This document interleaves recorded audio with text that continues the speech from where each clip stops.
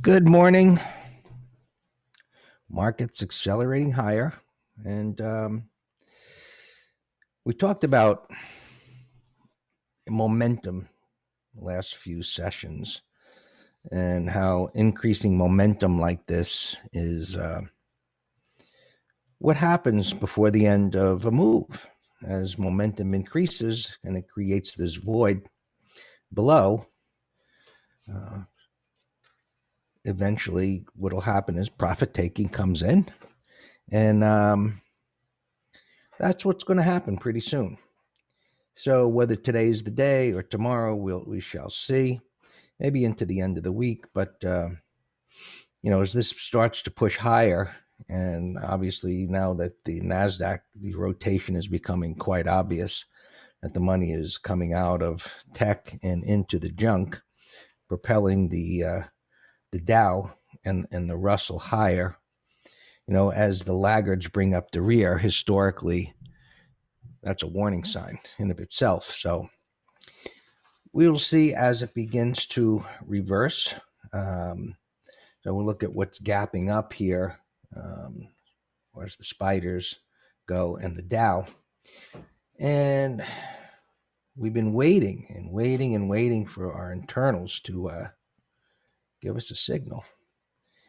And we just edged into there yesterday. And today, as things move up, I suspect, unless it just totally falls apart, this will inch higher. And it doesn't necessarily have to get up to this plus 200 level. But now that momentum has picked up and breadth is just edged into the bearish territory, assuming today does move up or it's moving up, can it hold on to the gain? And without the tech there participating, can this push a little bit more than just a peak into this level? But this is the first time that these are going to match up. And historically, we know once this happens, it's not going to be far off before this market starts pulling in and some kind of correction happen. The last time we see it was, an initial drop and then a lot of sideways chop and grind and up and down. And now, the accelerated move. And so I explained about these accelerated moves even last week as it related to the NASDAQ and what happened in the past. So we've got a price pattern that is telling us caution on the long side. You're buying after multiple days up where you've got a fluid type of a move, and then you've got internals that are matching up, which historically have told us that we are getting close. You respect that. Then you wait for some kind of a price reversal to occur, and you'll see how it unfolds over the next week or so. Last week I mentioned and in the letter, the idea of the end of a month, beginning of a month being seasonally somewhat bullish. So as we come out of the first week and now we're into the second week, the middle of the month, it's just lining up perfectly. That the price pattern is lining up, the internals are lining up, the time of the month is lining up. It's August. I mentioned, times in the past, August has been a high or a low. So we've got a lot of things coming into alignment here. In addition to, less people are getting sick. I heard the news today. Russia has a vaccine that works. I don't know whether people are lining up to get it or whether they're just being strapped down and injected to see what happens. Kramer saying people should line up and volunteer to take, I don't know whether it's that vaccine or some others, but let's see who's behind him and his kids and wife while they get injected and see what the outcome is. Anyway, I'm not getting on the front of the line. I feel fine. So let's see where the rest of the markets are doing. So the NASDAQ here is pulling back within its uptrend, and sellers came in aggressively, right? Here's the whip to the downside and then back up to resistance and right back down again. So we're getting some whippy price action here, some distribution type of a pattern on the 60-minute chart. And the little mini breakout failure that occurred last week. And again, we take a bearish 2-bar reversal like this and beginning to pull back, and it just have to be put in the context of a trend, and a trend in multiple time frames where the weekly chart is also up, and buyers will come in again. And so maybe this becomes an M top. Who knows? If things get out of hand, maybe it's a deep retracement. We just don't know what happens on the right side, right? But we know that wherever we look, whether it's where the strength is, where the internals is, where the end of the middle of the month is, so on and so forth, the long side risk is growing. And that's all you need to know. So if something looked great on the long side, maybe trade a little smaller than what you have been, and so on. And so as things that were showing relative weakness, well, they should begin to go down, maybe with a little bit more motivation and push. We'll try to get more aggressive. So one of the things we'll be looking for here at the end of the week is the NASDAQ futures and even the Qs in, let me just get a drawing thing out here.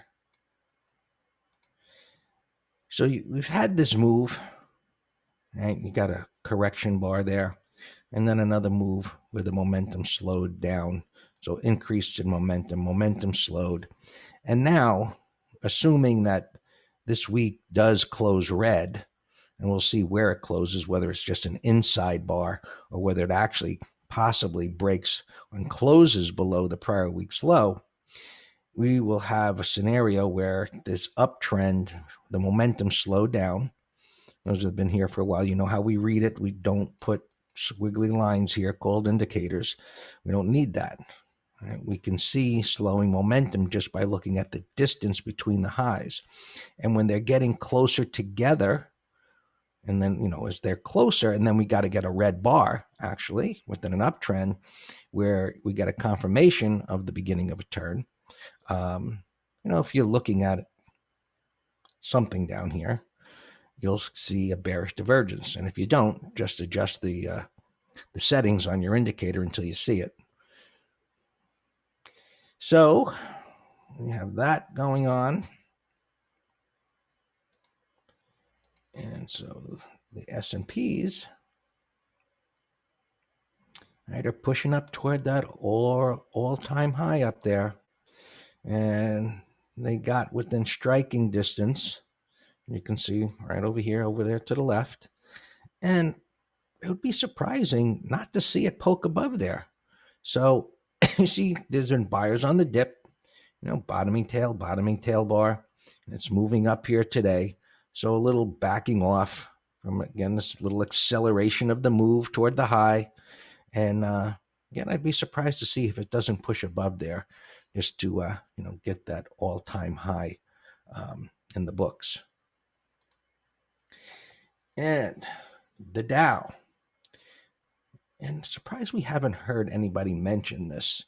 I mentioned it to Dan over the weekend, and I didn't write it in the letter, but I haven't heard anybody mention about the golden cross buy signal right there. And these kind of legendary buy and sell signals, golden crosses and death crosses. It's interesting, how something like this, occurs after, something, it's been having this advance for a while. And sure, this might go up higher, and, but what we will find, based on things that I've already said, is that this golden cross happened near the end of the move. And so when I say that, it's to say and to clarify that the end of the move means we're going to get a more meaningful correction. It doesn't mean that the markets have to crash, but using information like this as a reason to participate in the markets is dumb. And so when you hear the gurus on CNBC or anywhere else touting things like this, and many of them point to single, and this is probably part of the problem with most that educate about the markets that use subjective information as signals to do anything, whereas they tend to operate in a vacuum based on this magic signal that somehow predicts what the market's going to do. And they don't take into consideration the many other concepts, such as relative strength and relative weakness and market internals, multiple time frame trends, and so on. So, it'll be interesting, and surprised no one has pointed that out yet, because they typically love to jump on, these kind of fancy names to events that majority of time are meaningless. All right, so it's moving up. It's got room to move up, and we'll see if it can continue to bring up the rear. It's just cleared the highs here. No red bars. It's still forming, of course, but as already mentioned, as prices begin to accelerate and form that void below, the greater the odds of pulling back into the void, because there's nothing underneath it, nothing to trade against like this. As this pulled back, this congestion here was an obvious point. So as this pulls back, there is no obvious point that jumps out as a larger area like that. And the Russell, we already took a peek at that. You can see the same thing. It's beginning to accelerate higher. Bonds coming in normal as the markets accelerate. And this is now broken through this prior swing low, which we call major support, because it's a pivot low that preceded a higher high. Pullback occurred right at this pivot high here on the weekly. So it makes sense. And so now we're beginning to form what looks like should be a trading range, unless we have some spike back up again. Right? So we don't know that something like that will happen, similar to crude oil. Right? When this spiked down, it didn't close down there. It had a bottoming type of tail. So that was some information to suggest, what, maybe this just isn't going to, go down with conviction. So it broke those lows during the day, but came back, and then here it broke out, and now there's a topping tail on there. And so far it's holding up. So it's kind of a weird chart in that so much consolidation and then whipsaws going on there. So it's kind of a setup, multiple time frame pattern that better to stay away from. It's too erratic. Gold coming in pretty hard. Makes sense too. It did get extended. You got the reversals, and this is what I'm talking about. As prices accelerate to the upside and create that void, the potential for a pullback increases. So, when prices move up, and this is the simplicity of what we do here versus others that just get involved in all of that crap, all of those indicators and lines they put on their chart, and just understanding when prices are doing this. And as they form these congestion areas, it provides reference points for everyone to trade against to buy pullbacks. But when they do this, all you have between here and here is the holy grail, the mystery indicators, the fib lines, the Gann lines, the speed lines, whatever that you want, the planetary alignments that will somehow, form the reversal there. So we know that when prices accelerate in this way, the probability of a pullback increase. And then there's other things to look at. So why is gold pulling back at this point in time? Well, the market is starting to accelerate. There is this inverse relationship from time to time. Right now, as Alex is correctly pointing out, moon phases, which I'll admittedly drop the ball. I wasn't out there last night to see if the moon was full, but maybe so. So, we'll see. I'm joking about it, but I'll tell you, folks, there are plenty out there that are measuring, Mars over Venus with a Jupiter alignment, with Sagittarius and whatever to call the market turn. And, that's like the darkest side. But hey, if you want to take their course, it's probably about 100 grand. And, you know, that and, a train ticket will get you somewhere. All right. Silver. Pulling back, but at least this has a reference point, right? It was underperforming, and then it played some catch up, but at least it's got this congestion area, right? And thanks, Paul. So, we'll see where the buyers step up again, and I think the only thing that could really hurt, gold and silver from continuing in their bull market. I don't think anybody believes that would happen, would be, the Fed saying, hey, maybe it's time that, we tighten something a little bit up here. So I don't think that's likely to happen. So, normal pullbacks happen within bull markets, of course. And lastly, our transports. Can you see the momentum and the acceleration, a gap up where the bars were choppy and relatively small, where the range picks up and the range is increasing and then it's gapping higher and going? So all you need to do is look at the prices, look it to the left, some common sense, and all of this other stuff that comes with these platforms. I don't even know where the hell they are. Yeah. You open up something like this. If it opens up here and built-in studies. Oh, wow. We got a whole ton of stuff there, right, that we can play around with. Wow. I don't know what that is. It looks impressive. Anyway, all yours, Dan. It looks impressive. Didn't it?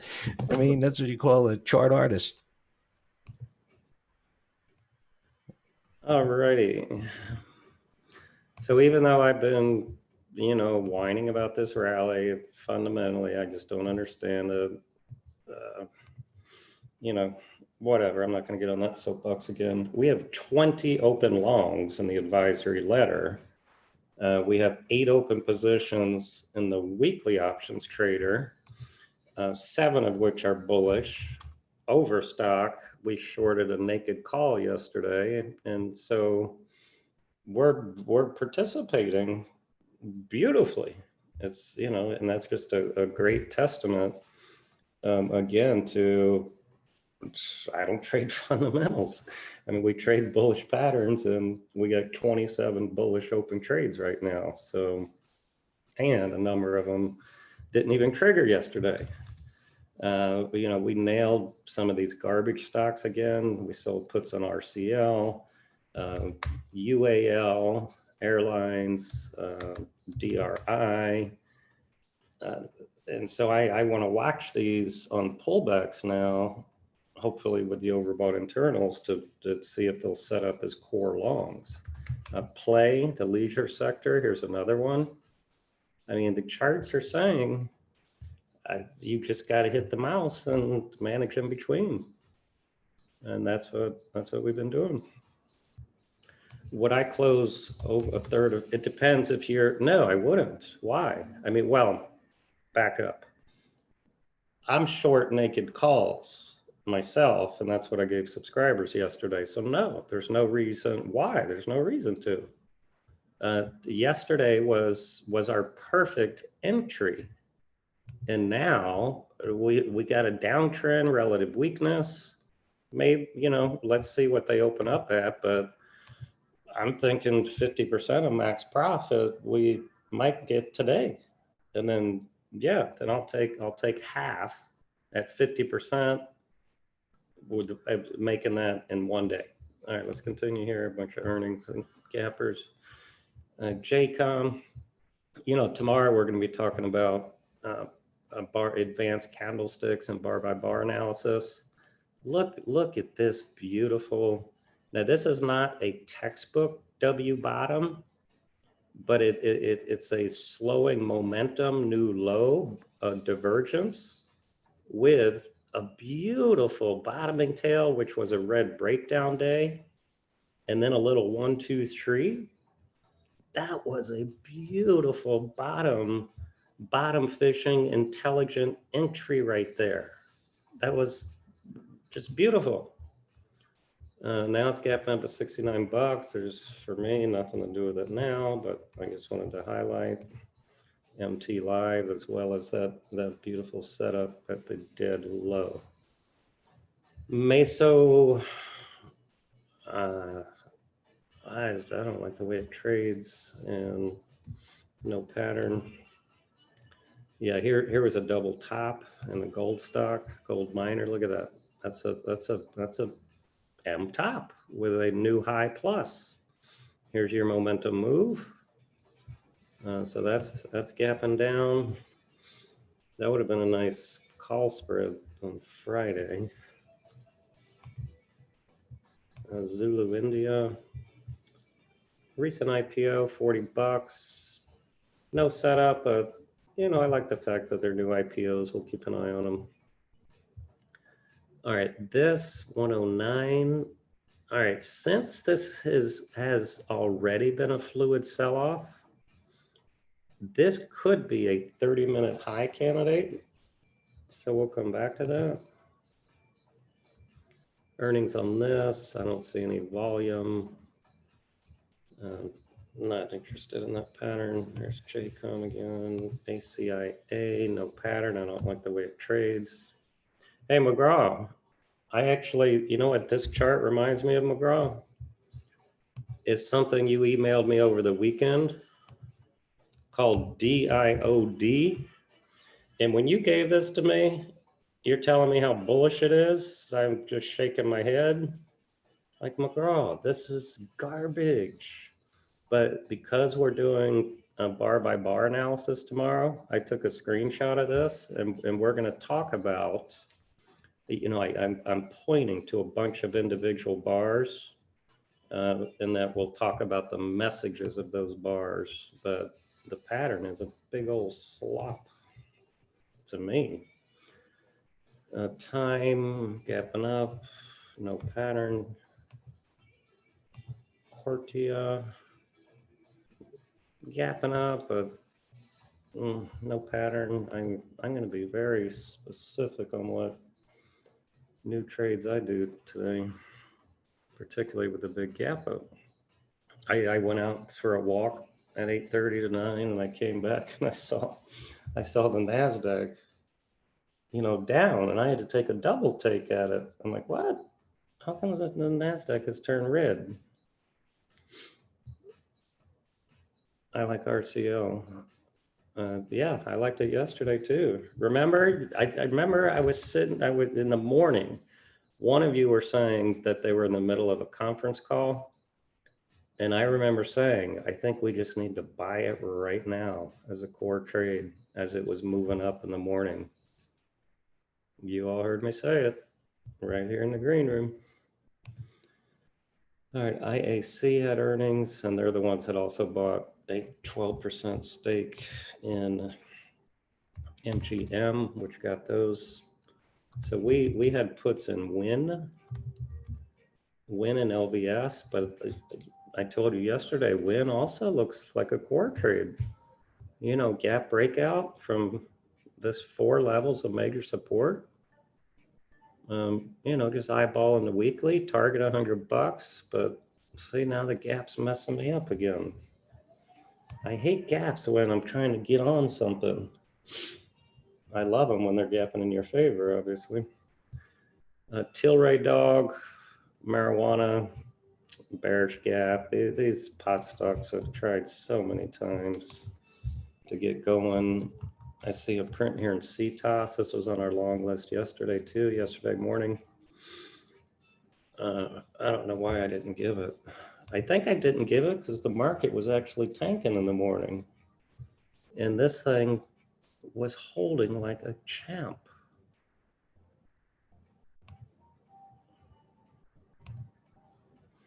NVAX, this thing's been on a tear. Look at this beautiful breakout in mid-June. Gapping down, nothing to do with it now. Hallow, we'll come back to you. NTR, this is a nice little continuation pattern right there. Three bars right there. SKRS. SKRS. Or was that the name? Greg's saying somebody on YouTube. Is a third SK, Greg, I don't, what symbol? I'm not following you. SKRS 13 sounds like a screen name. Oh, is 30-minute hike on what stock are you talking about? SKR 13. But yeah, 30-minute high is a strategy that we use, absolutely, but it usually involves a gap. All right, so that's gapping up, looks higher, but it's getting close to the destination, as we say. Big gap up.